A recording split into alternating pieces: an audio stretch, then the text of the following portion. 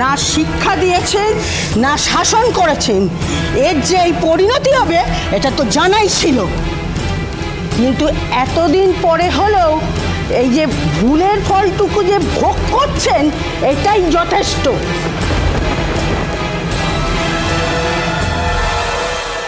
দিদি, আপনি কেন এভাবে এই কথাগুলো? ও মা, তার কিভাবে কথা বলবো? আপনাদের মেয়ে ফুলের মধু খেয়ে খেয়ে বেড়াচ্ছে, সারা শহরের লোক তো জানে। শুধু আপনাদেরই টনকটা একটু দেরিতে নড়েছে, তাই না? এবার বুঝতে পারছেন কেন আমি এই মেয়েকে ঘরে তুলিনি? মাসিমা, খবরদার বলছি, আমার দিদির নামে একটাও বাজে কথা বলবেন না। আমার বলার দরকার নেই, গোটা শহরের লোক বলছে তোমার দিদি যা খেল দেখাচ্ছে।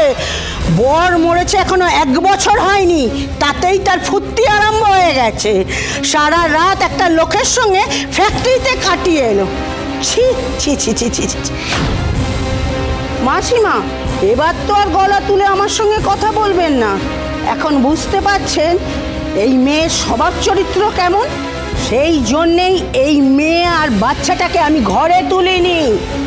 10 ঘাটের জল খেয়ে বেড়াচ্ছে, কান নাকার আবর্জনা পেটে নিয়ে ঘুরছে, সেটাই বা কে জানে।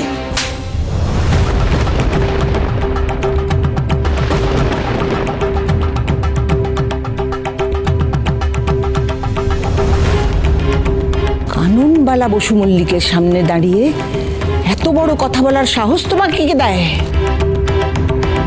আমার মুখের সামনে দাঁড়িয়ে কথা বলার অধিকার তোমায় কে দিয়েছে? এই বাড়িতে তুমি কার অনুমতি নিয়ে ঢুকে এসছো আবার? আপনি গলা চড়িয়ে আমাকে চুপ করাতে পারেন, ধমকিয়ে এই বাড়ি থেকে বার করে দিতে পারেন। আমিও দেখব আপনার এই নাতনির কেচ্ছা আপনি ঢাকা দেন কিভাবে।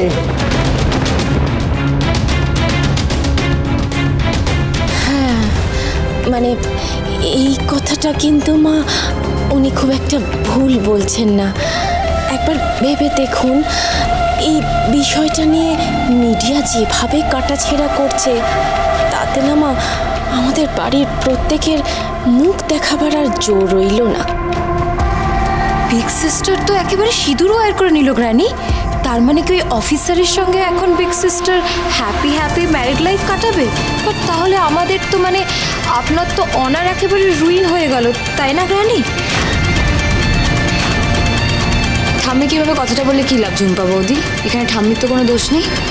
দিদির কোন কাজের ফল কি হয় সেটা যদি এই বয়সে বুঝতে না পারে, তাহলে তার দায়িত্ব অন্য কাউকে দেওয়া যায় না। না, কি হচ্ছেটা কি? হ্যাঁ, এখন কেন এই সমস্ত কথা বলছো? দেখছো তো বাড়ির এরকম পরিস্থিতি।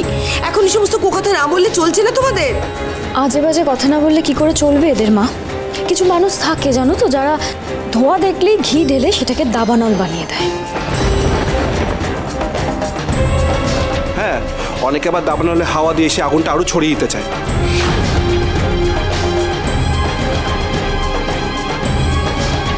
আমাকে যা বলার বলো, আমার কিচ্ছু যায় আসে না।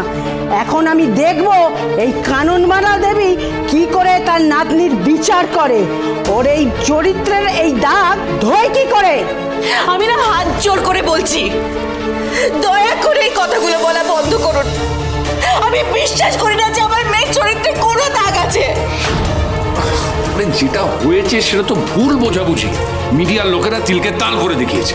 থামুন দাদা, আমি সব জানি, সব বুঝি।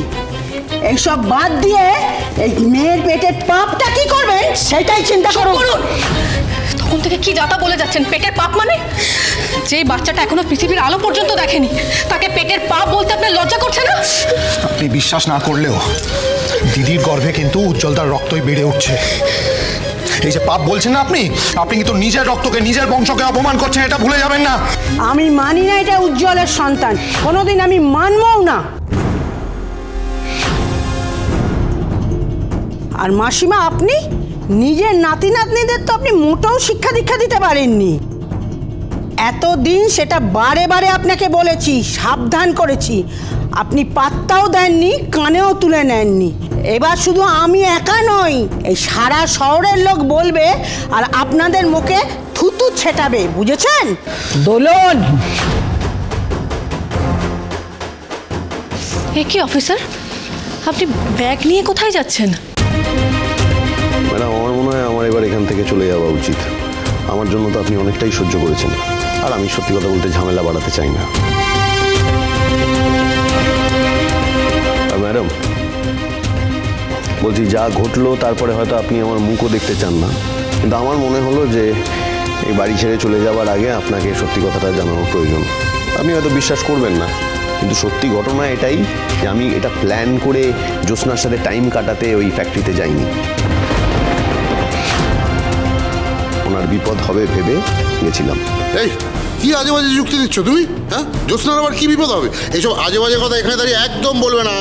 শুনুন, আমি যেটা বলছি তার প্রমাণ আমার কাছে আছে, সেটা আমি দেখাতেও পারি, শোনাতেও পারি, যদি আপনি মশাই একটু চুপ করে থাকেন। অফিসার, আপনি সবাইকে সবটা বলুন। হ্যাঁ অফিসার, আপনি বলুন তো ওই দিন কী ঘটেছিল?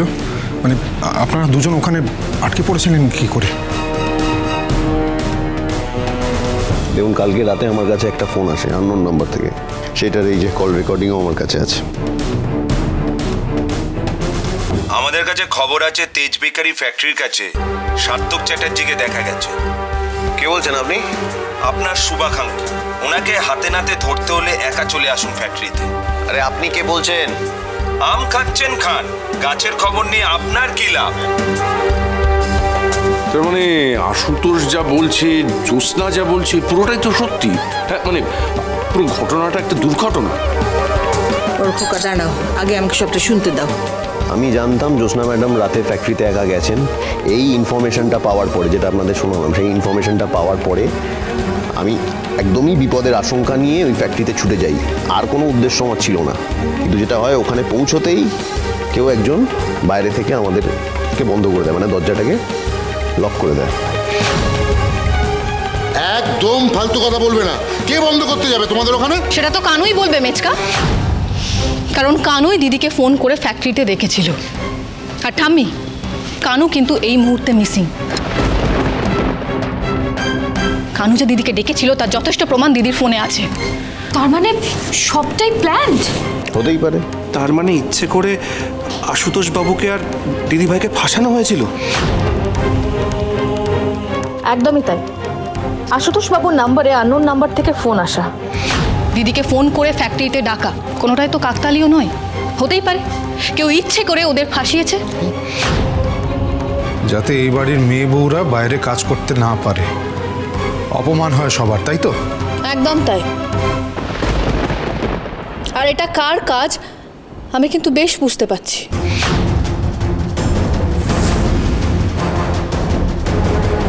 নতুন নতুন অজুহাত দিতে একেবারে ওস্তাদ তোমরা। কি আর ফাঁসাবে ওদের শুনি? এই বাড়ির মেয়েদের নতুন করে নাম খারাপ হবার আর বাকি কি আছে? এতদিন আমি জানতাম আর কয়েকটা লোক জানতো, এখন সারা শহরে জানবে। তাও আবার তোমরা এই অপয়ামের ঘটা করে বিয়ে দেবে নাকি? বাবা রে বাবা, সব নাটক। মাসিমা, একটা কথা আছে না, অভাগী যেদিকে যায় সাগর শুকায়ে যায়। এই হচ্ছে আপনার নাতনির কপাল। এই অপয়ামে যাকেই বিয়ে করবে তারই অকাল মৃত্যু হবে। আপনি চুপ করুন তো। অনেকক্ষণ ধরে দেখছি আপনি টেরা বেঁকা কথা বলে যাচ্ছেন। Enough is enough. থামুন পুলিশ বাবু, এবার বুঝবেন কি অপয়াকে গলায় ঝুলিয়েছেন। আর এই মেয়ে যদি আজ বিয়ে করে না, একে আজই আমি পুলিশে দেব। আমি বুঝবো, কারণ আমি পুলিশ, আমি দাঁড়িয়ে আছি এখানে। ছাড়ুন ছাড়ুন, আপনি ভুলে যাবেন না দিদি কিন্তু একা না, দিদির পাশে আমরা সবাই আছি।